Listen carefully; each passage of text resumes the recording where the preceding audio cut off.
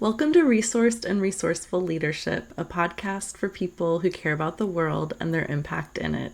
I'm Dr. Christine Pettit, and I am so happy that you're here today listening to this episode in particular. In this episode, I am talking with Bianca Gabrielle Wilson, a multidisciplinary artist and EFT tapping practitioner.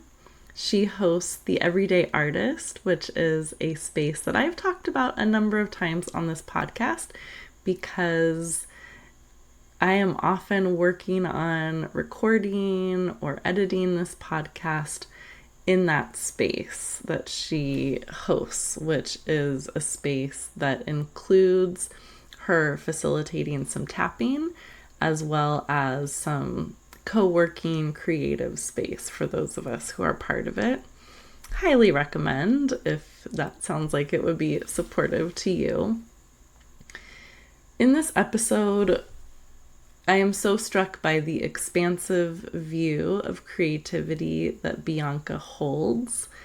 I'm struck by the community that she builds around creativity in so many ways. Today you're going to hear about the night that her straightness died, which is the inspiration for a short film that she's working on called Last Man Standing. You'll also hear about how creativity and community are weaved together in the all-Black women's beach volleyball team that she has pulled together. They're named the Clovers, a nod to the Black cheerleading squad in Bring It On, which I've already been thinking that I need to rewatch. So this episode just re-inspired me around that as well. It was cool because I recorded this interview with Bianca during our normal The Everyday Artist time. And so as she describes it, it was definitely a meta moment.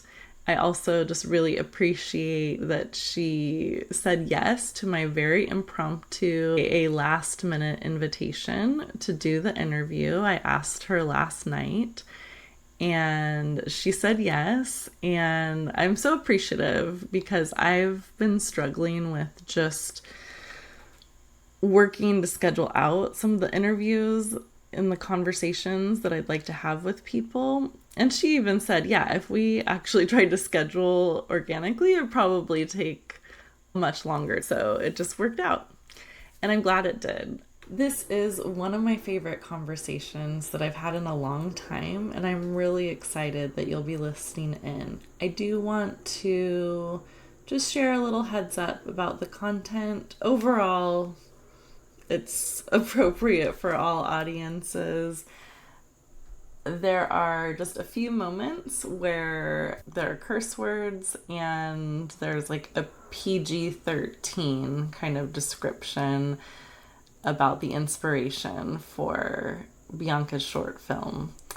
So I just wanted to give you a heads up about that, but really you're going to be so glad that you listened to this episode. So without further ado, I bring you Bianca.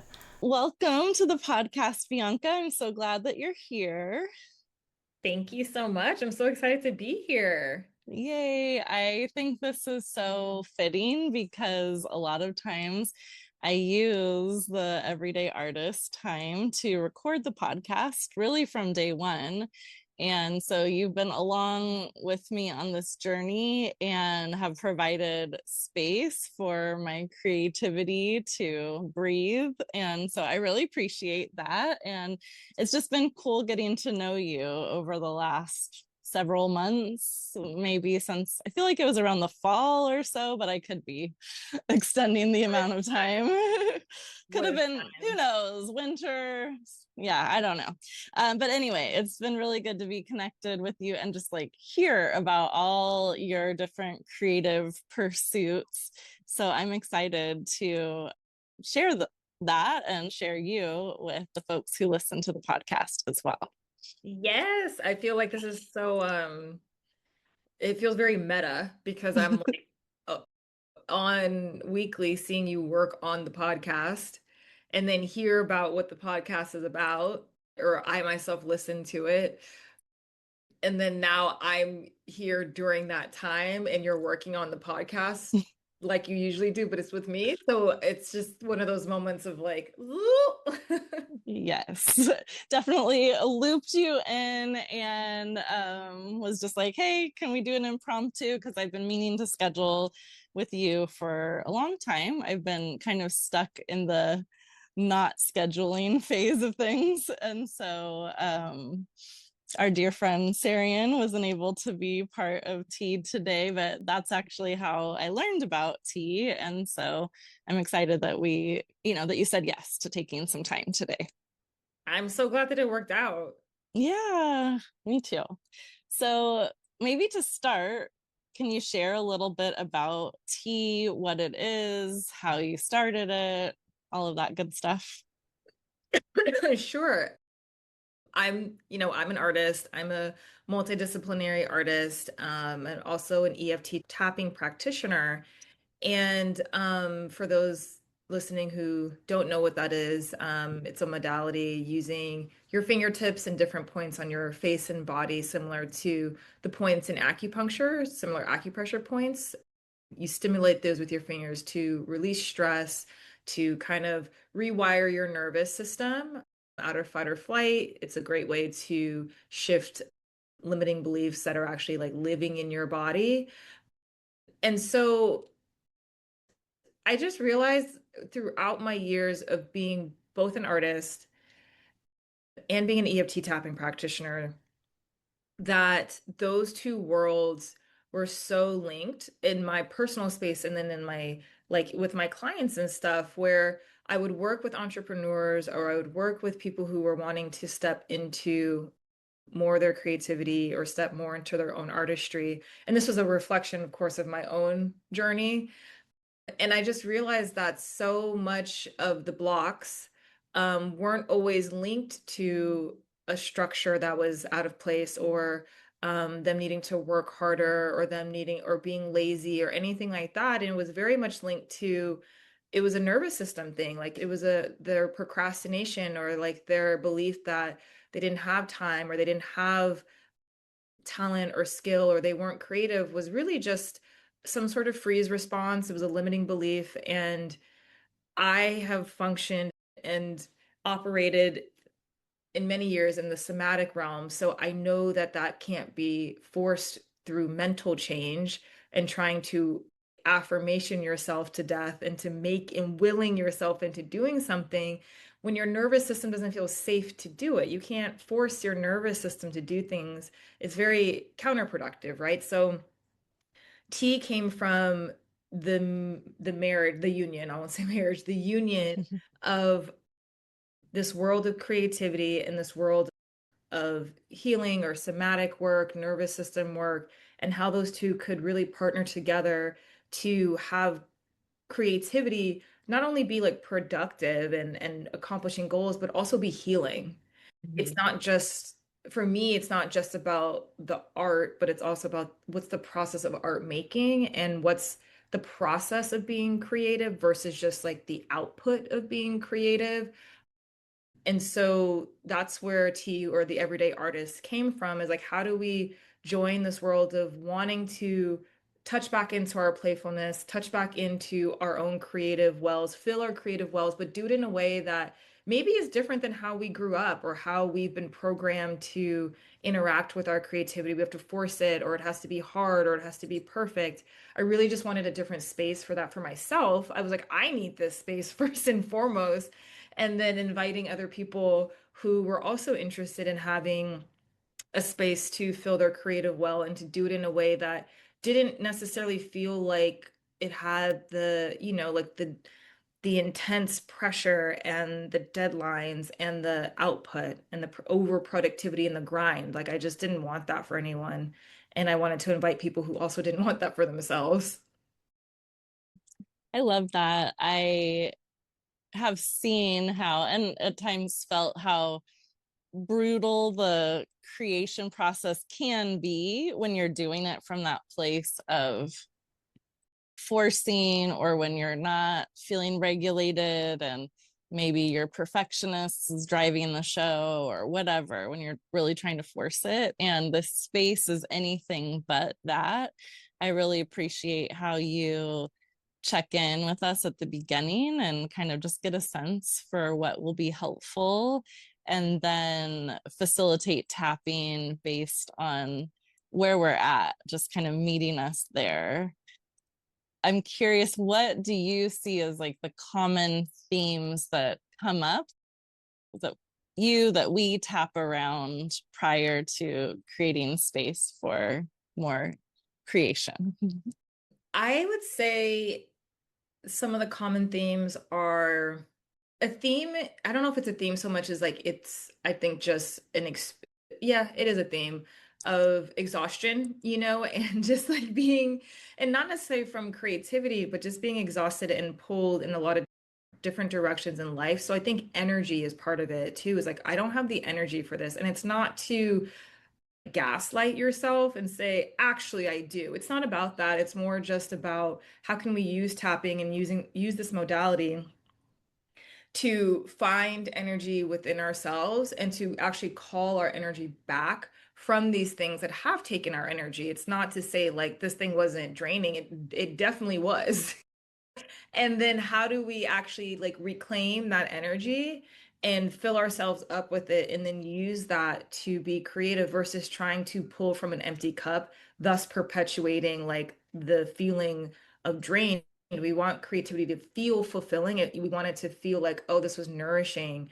And so for me, it's really important that even it doesn't have to be perfect. We don't have to be in our perfect energetic shape, in our perfect energetic form, and be at full like I'm ready to paint or like not like that.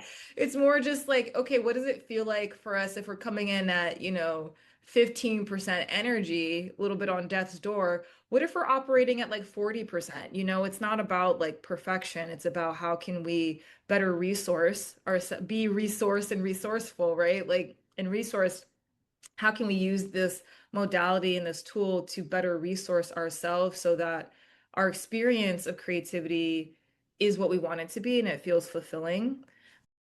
I'd also say another theme is procrastination.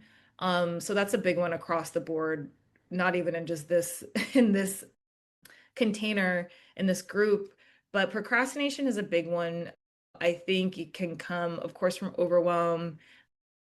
There's the experience of like sometimes I know for me, I make things harder than they need to be. And then sometimes they just are, there is a lot. Maybe there is a lot to do, and then we get overwhelmed looking at it. And so then we don't do anything at all.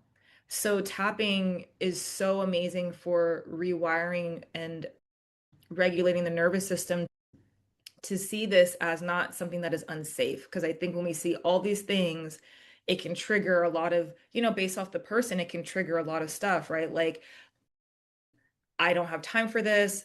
I'm never going to get this done. It's not going to be good enough. I never finish things. I never start things, right? Like all these things can be triggered. And if we just do a couple of rounds of tapping to tell our nervous system, you're safe, you can just do one thing. It doesn't have to be perfect. What if this was different? It's just creating a new possibility for the nervous system of like, I know before it's been this way, and this is why you're freaking out right now. And what I'm wanting to introduce you to as we tap is a new way, like a new possibility of this not being that, a new blueprint of like, what if we just take one little thing? What if we just do this slowly and don't try to do everything at once? What if it's not perfect? And just allowing ourselves to reframe and really support ourselves in our experience of procrastination and having compassion for ourselves, right? It's showing up for a reason. Something about the experience is causing us to not feel safe. And instead of like pushing through, tapping gives us that opportunity to pause and be like, well, what's my nervous system trying to tell me? How can I listen to it and work with it hand in hand versus hurry up, like get over yourself and have that kind of like internal dictator yelling at us. Absolutely. I find the space to be very like I said, you meet us where we're at. And with the tapping, the words you use, even though a part of me feels exhausted, you Yes. know, how would you finish that sentence? Even though I might feel exhausted right now, maybe I can reclaim some of the energy that I've lost today. Maybe I can call back some of that energy that I maybe left behind unknowingly. And just like imagining that energy coming back. And it's not to say like we're not tired. It's just being like, I still might be tired, and that's okay. But maybe I can allow myself to start to reclaim and fill myself back up without anything changing. Without anything Mhm. changing. So I think it's honoring. That's why I love tapping so much. It's such a validating thing of like, this is real. I'm exhausted. This thing is happening. I'm feeling sad. I'm feeling frustrated. And what if there's a new possibility that I could step into? It's just like light, you know what I mean? It's like lightly, maybe. I always say that. I'm like, you don't have to force it. If it doesn't feel true to you, you don't have to, we're not going to make it worse. But I think the body likes, for me, knowing, I'm like, oh, maybe I could do that. Maybe I could have this different experience, but I still don't have to force myself. Yeah, I Yeah. see that. And there's this acceptance of we're going to do this and kind of nurture our body, nurture our system. And in the space for the time for creation, I also like the co-work element of it, because that is very helpful for me of a like, what are you gonna do? And then like a little checkout, and it's very light. And I think also it's like maybe the most creative thing you can do right now or supportive thing you can do right now is just rest or take a walk or eat something. Yeah. And a lot of other creation happens too. I also see you doing things that it's like, you're not necessarily working on the film, which we'll talk about in the session. Sometimes you are, but sometimes you're painting rocks and like doing something else to kind of fill you up. Yeah, and that's really the whole point of it is like I think sometimes creativity can feel really intimidating because we have a preset notion of what it is and what it can be or what it's supposed to be, like the shoulds or the supposed tos. And we have to paint, we have to write, we have to color or whatever, these things that we see other people doing. And then we get intimidated because we're like, well, I don't know how to do that. Or that's not what feels like creative for me. Instead of asking ourselves, well, what would creative be for me right now?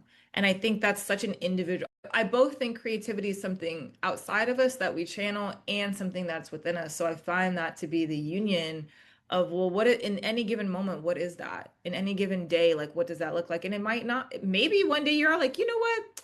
I want to try taking some pictures. I want to be a photographer today for this couple of hours. But then tomorrow you might be like, what would feel nourishing is coloring in my coloring book while listening to Destiny's Child. Like I think for me, I've just had to reframe what it means to be creative. And I think this space, there are times when we have to get things done, right? There are times when we have deadlines for projects, and that's not to skip over that, but the structure of this is meant to hold it in a way where you choose what's going to be fulfilling to you. And you could use it to work on a deadline. You also could just lay down because you know that that's going to be nurturing for you and help you with something creative maybe tomorrow or later that night. It's really about listening to the creative pulse within you, into your intuition, because intuition and creativity are so linked. So it's not really of service, I don't think, or of benefit to be like, I'm exhausted, so I'm going to force myself to do this thing. You're kind of perpetuating the thing that you're trying to not be doing.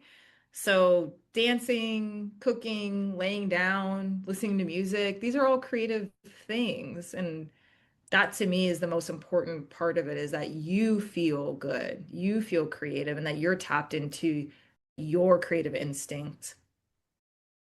You're not defining it in one narrow way. I appreciate the connection between intuition and creativity. And we talk about artistry and being an artist. And I also appreciate creativity as so vital to how we navigate the world, how we change the world for the better. Like you have to be able to envision something different in order to even work toward change.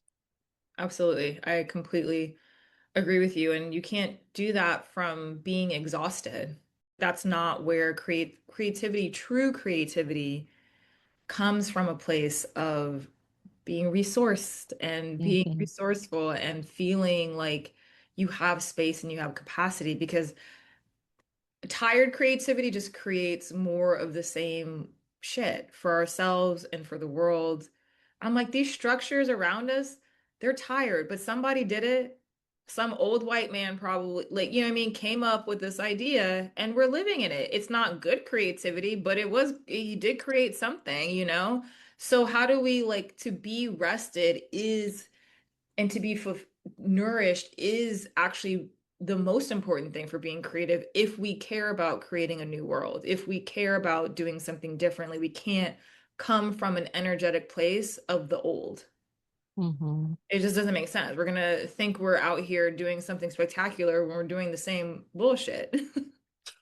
Right. And we don't want to do Oh, that. right. We don't want that. We don't want. No. So, what are some of the things that are fueling you right now in your creativity? I'd love to hear about or have you share about your creative projects and just other sources of inspiration right now. Oh man, I was just telling a friend that I went to bed super late because I'm taking care of my child, otherwise known as my short film. Last Man Standing, man. I feel like I could make a short film about making a short film because it is just all consuming and like obviously don't want to take away from actual parenting from people actually being parents. So I'm like, wow, I really feel like I'm having to take care of this, this child and raise it and rear it out into the world. So that has been the thing that has been inspiring and take it's both the thing that is inspiring me and the thing that is like moving me forward and that I'm also it's requiring a lot from me. And I also feel like, to this conversation around creativity, just looking all these different types of ways and building new worlds, I'd say so my volleyball team, I have a all black women's beach volleyball team, and that is also one of the most creative things in my life, not because I'm sitting and like doing graphics for it or like, but because I'm able to apply new creative ideas and concepts and bring them into reality and bring them into the world tangibly. And that is creativity. It's like, what is the thought, the download, the inspiration, and how do I bring it into the 3D realm? And so both of those things, beach, my beach volleyball team and my film feel like those are two things of like what it looks like to have this idea. And also, I would say do it in community. I feel like that's such a big part of it too for me.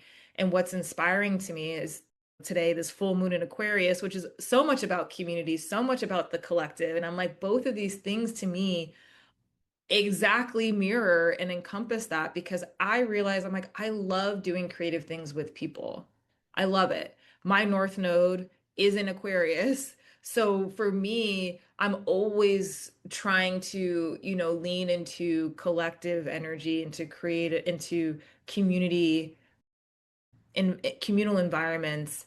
And so these two things feel like they drive me and fulfill me in that way, but very differently and in ways I never would have thought, right? Like when in the past, I think again to my own limited kind of ideas of creativity, it's like, of course, I love watercolor. I've always been a writer.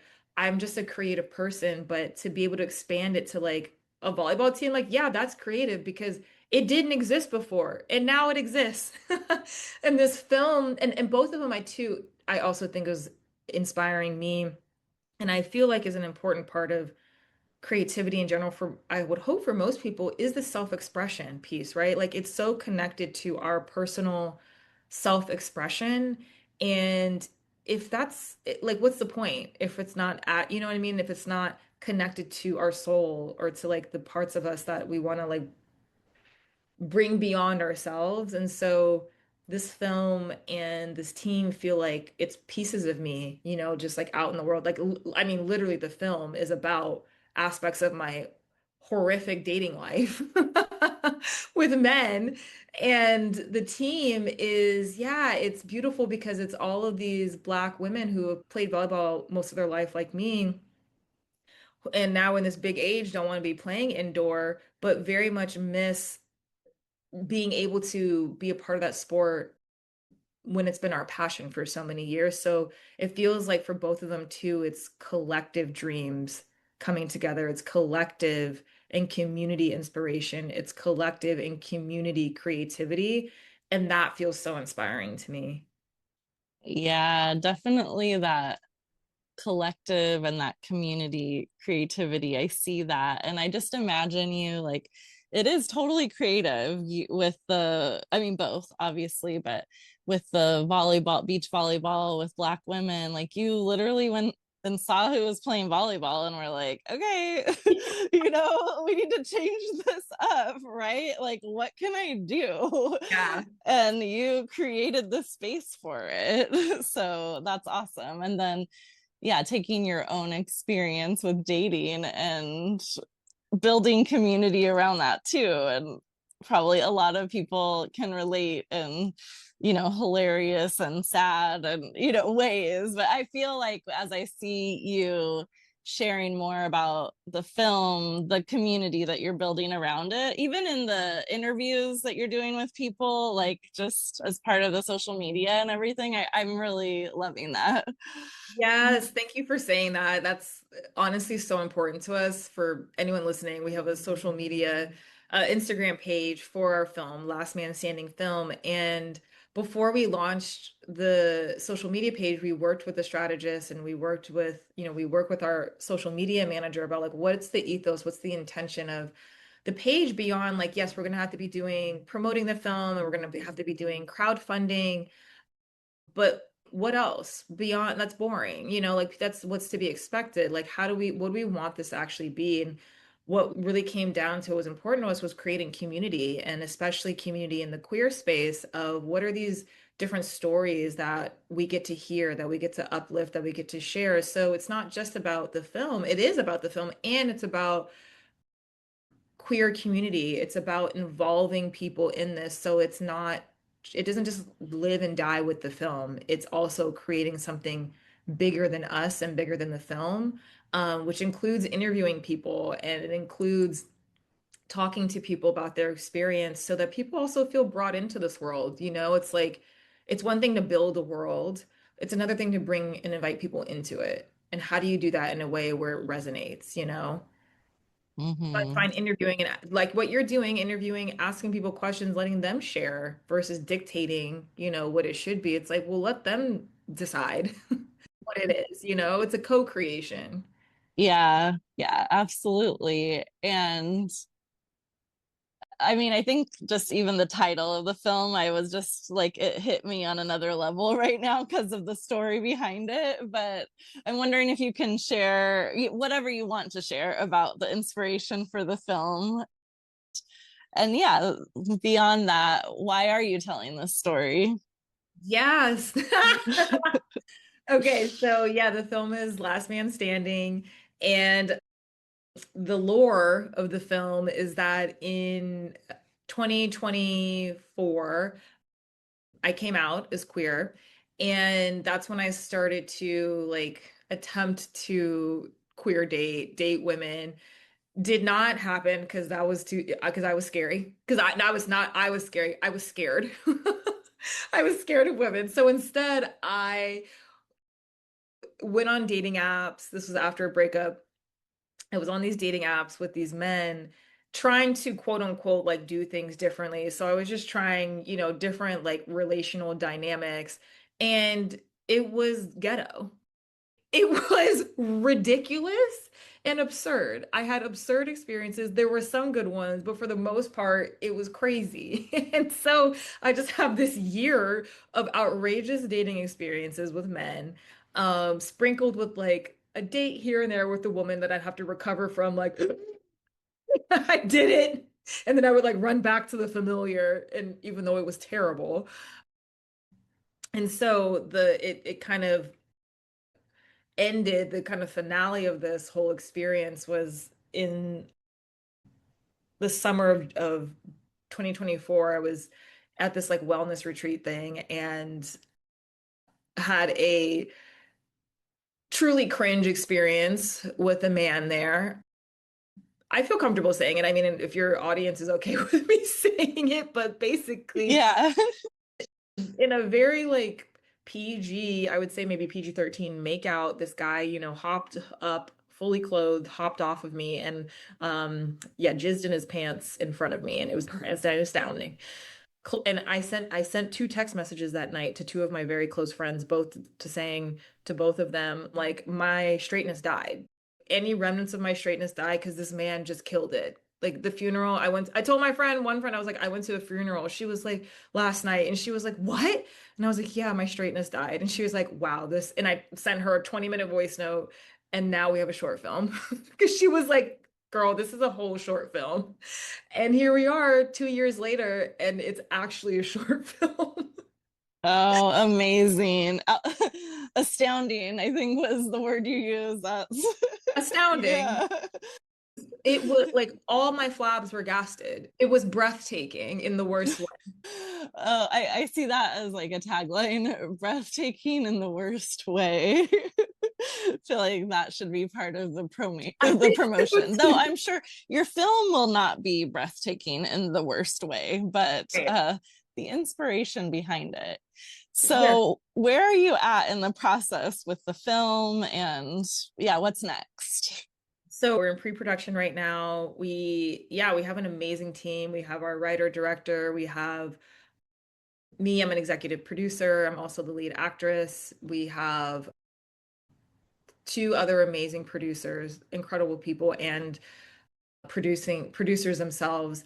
We have an Emmy nominated casting director as well as a cinematographer.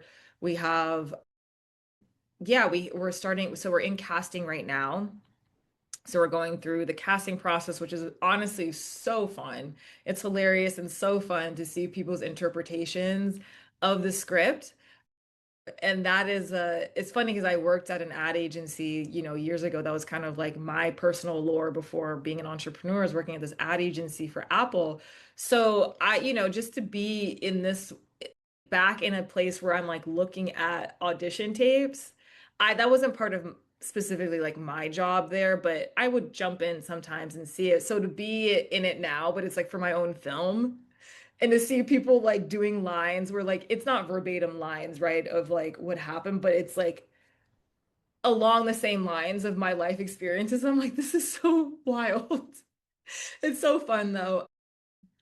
And the big thing is that we are crowdfunding. So our campaign launches actually on Friday. After this interview, I'm actually going to be sending out emails and texts to let people know to get ready to donate. Yay. I mean, oh my Perfect timing. Yes, gosh. if you are listening to this, please, we so appreciate Yes. donations. We are so committed to paying everyone industry rates, paying the rates that they deserve, that they want, bringing this film to life in the way that it deserves, having incredible set experiences for everyone, hiring BIPOC and underrepresented queer artists and just underrepresented artists in general.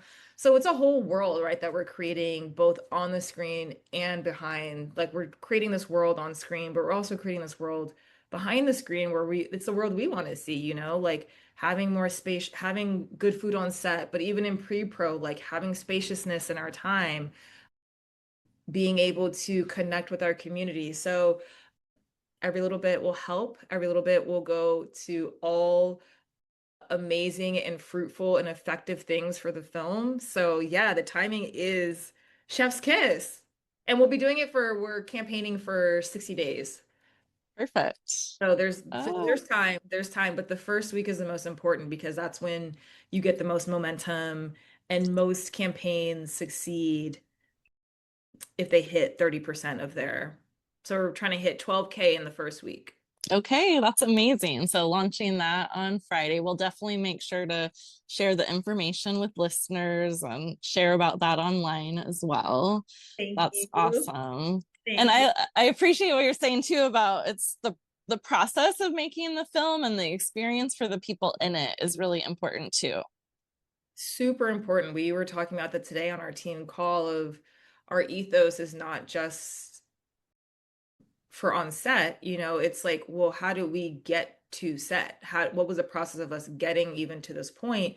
And are people on death's door by the time they get to set? So it doesn't even matter, that we're gonna like have this delicious food and have breath work and like sound bowls to keep people calm. That's not even going to matter if people are like exhausted, resentful, and depleted by the time they get there. So we are really clear about making sure our ethos lives very much in the everyday, very much in Mm. making sure we're honoring people's needs and their boundaries, and just, what is going to make people feel like they can do this in a way that is actually fulfilling for them and not like being dragged through, the mud and grind mode. So that's really important for us. That's so important. Kudos to you. I'm excited and just to see the process through and get to see the film, all of that.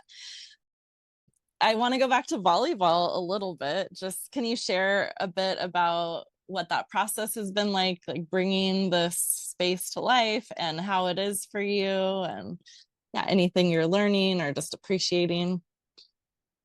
I'm really learning about, I just finished a round of improv classes at Upright Oh Citizen yeah. in Los Angeles. And we just had our final show for our class last weekend.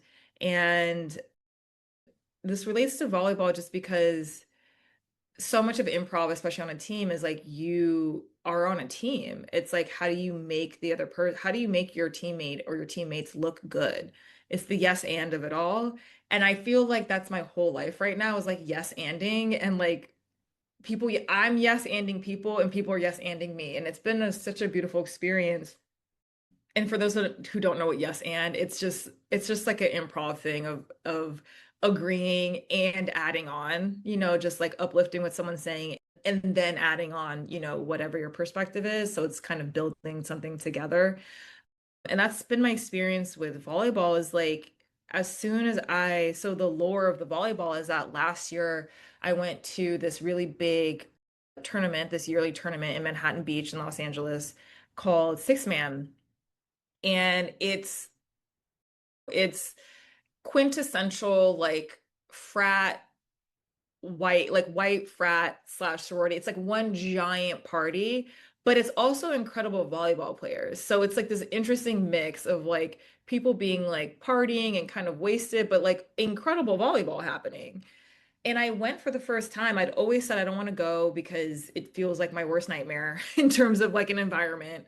And I went and, it was fun. It is overwhelming for sure, but it was fun. But the biggest thing, like you said earlier, I looked around and I was like, where the fuck are all the black people? And I would see them scattered here and there, but I was like, surely if there's all white teams, as most of these are, surely there has to be an all black team. Which is ridiculous rationale because I am black and that is not the line of thinking or the reality for most things. But in my head, I could like off the dome just name so many black women or, just black people I knew, but mostly black women who played volleyball. And so I went to social media after. My plan was to just join a team. I was like, surely this exists, right? Surely people have come together. There's enough people to create this, and it didn't exist. And so when I said in the video, I'd love to join one, but I said if worse comes to worse, I guess I'll build one. Like it was not the dream to do that, not the vision, but I guess I made myself available for the vision, and a lot of people got back to me and said, I've been looking for something like this. I would love to join.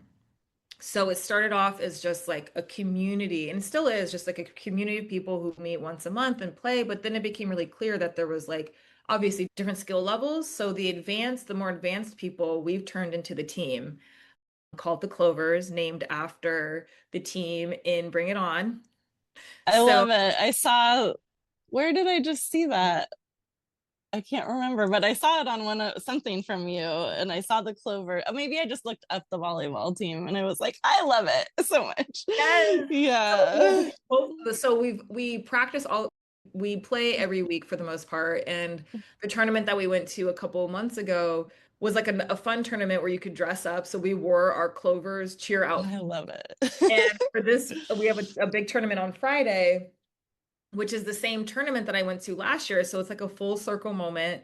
I'm coming back to the place where the vision was like planted. And we're wearing the Clovers outfit there. And it's just going to be funny because it is really like a very white environment. And I will say at our last tournament, we've gotten nothing but amazing reception anywhere we go because everyone, for the most part, if you're a millennial, knows that movie. And so we'll Yes. just have like these seemingly kind of like fratty looking guys come up and being like, it's cold out here. And we're like, oh my God, this is so funny. So, yeah, the experience of it has been amazing because it's not just my dream. Like it's this dream that I put out. It's like this vision that I put out. I've always said I'm a vision like holder, but I'm not like holding the team. What has been a profoundly healing experience, just like with the film, is that like people, and I think it's also a Black woman thing, have stepped up and like own it's our team. It's not just my team. Like I might be the one who started it. I kind of keep a little bit the wheel, like, I keep it on track. But we have people who bring balls every week. We have people who bring food every week. I wasn't the one who registered us for these tournaments. I have someone else who has created like a whole brand media kit for us if we start getting sponsors. I have someone else who manages the communication with the coach that we work with. Like it's not just me. Like I'm kind of like overseeing things in a way, but for the most part, it's like, yeah, it's a team effort keeping the team alive. And I think it's because people are so bought in for themselves. And it's been such a healing experience for so many people for most of us, we grew up playing in mostly white teams and in these really intense environments. So my whole thing is like, yes, let's be competitive, but let's also be fun. It's very much the everyday artist community. It's like, how do we reframe what playing volleyball is, right? Like T is reframing how we do creativity. The Clovers is like reframing how we do volleyball. Like, how can we have fun and do volleyball in a different way than how we've done it while still being competitive, but we're not out here like killing ourselves. We're still having fun and we're doing it with people who look like us, which was not something we had growing up. And so it feels like there's just it's a different culture. It's a different experience. Been super healing for all of us. I'm even playing with two people who I played with like growing up, and we're both like, wow, to not be the only two Black girls on the team. What a time. Oh, that's so awesome. It's like holding that competition and like wanting to do well, but like it's healing, it's fun, there's joy, it's doing it a different way, it's being seen and seeing one another and like culture building, like you talked about.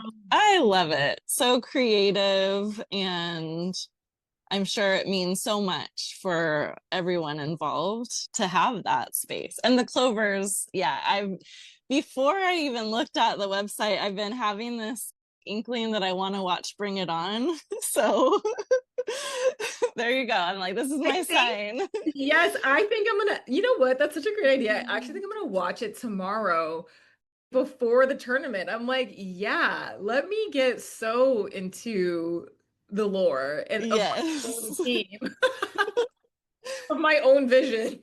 Yes, awesome. I could talk to you forever, and I also want to respect your time, but I don't actually have time in front of me. So can you tell me what time it is? It is 3:28, so we're right on track. Oh my gosh. Okay. We are right Well, on track. okay, good thing, because I could ask you a billion more questions, but I'm not going to right now. But is there anything else you want to share before we wrap up? Or, I mean, you did talk a bit about leadership in these different projects, but anything in terms of your thoughts on leadership, what that's meaning to you right now in this part of your life? Yeah, to me, leadership is not just, it's not about serving the self. It really is about it's not like disappearing yourself, right? Like I have my own needs, I have boundaries, and it's kind of like disappearing into like, well, what is going to be in the highest good for all involved? And you include yourself in that. I don't believe in the like toxic disappearing of one's needs and self and ideas. But what's like, again, the union of self with others. And then like this third, I think leadership is this third thing that you're kind of like doing together, where yeah, you might be again like maybe the one who started it, or you're the one who is kind of again like keeping things on the track, but it's not a siloed thing. It's not just like you're doing this thing by yourself or I'm doing this thing by myself. It really is like we are doing this together. We all have different needs and communication styles and all this stuff, but like we are building something together. And yeah, that to me, I'm like, that's been the biggest. And that's such a relief to know that you don't have to do it by yourself.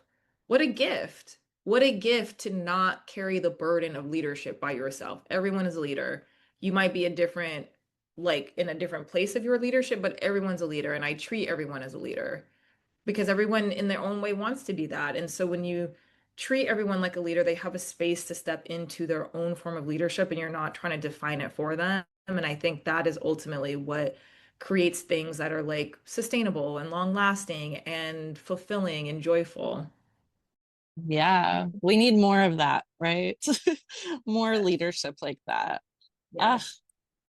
thank you so much for taking this time today. I will share all your links, but if you want to speak them out or say, what people should check out, feel free to Yeah. do that now. Well, you can follow me on any social platform, mostly Instagram, but YouTube as well, Bianca Gabrielle Wilson. And then I don't have anything right now for the volleyball team, so you just have to follow my personal account. And then, yeah, Last Man Standing's Instagram is Last Man Standing Film, and that's on Instagram. Yes, everyone should definitely go check you out, go follow all the things. Thank you again. This was Lovely. I love meeting you. Thanks for uh, inviting me. yes, thank you for saying yes. Okay, but wasn't that a joy? I just loved talking with Bianca. This episode is coming out on Thursday, the day before fundraising for Last Man Standing comes out, but I will make sure to promote it and update the show notes with the link to the crowdfunding. So please look out for that and support the film.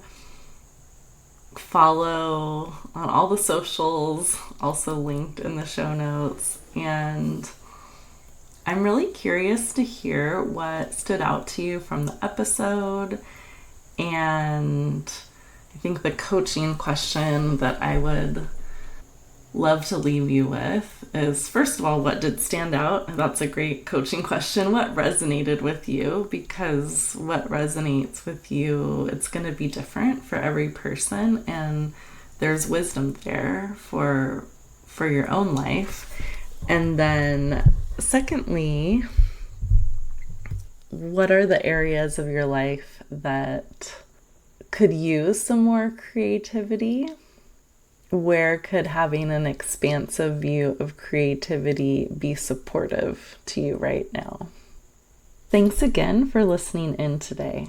If you want to hear more of the Resourced and Resourceful Leadership podcast, please follow or subscribe to the show wherever you get your podcasts.